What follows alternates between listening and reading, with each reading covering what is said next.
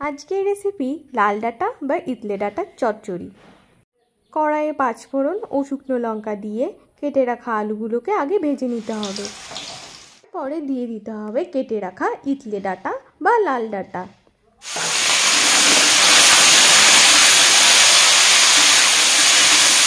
তারপরে দিতে হবে স্বাদ মতো নুন, হলুদ, সব কিছু ভালোভাবে দিয়ে ডাঁটা ও আলুটাকে একসাথে কষিয়ে নিতে হবে।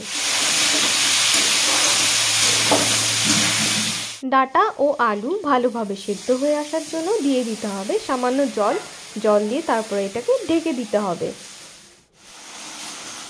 সব কিছু ভালোভাবে সেদ্ধ হয়ে এলে দিয়ে দিতে হবে সর্ষে ও পোস্ত পেস্ট।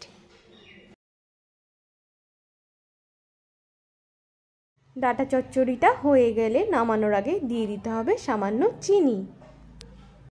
এবার এটাকে আরেকটু নেড়ে চেড়ে নামিয়ে নিতে হবে। তাহলেই তৈরি আমাদের ডাঁটা চচ্চড়ি বা ইতলে ডাঁটা চচ্চড়ি। ভালো লাগলে আমার চ্যানেলটি অবশ্যই লাইক, কমেন্ট, শেয়ার এবং সাবস্ক্রাইব করুন। পুরো ভিডিওটি দেখার জন্য ধন্যবাদ।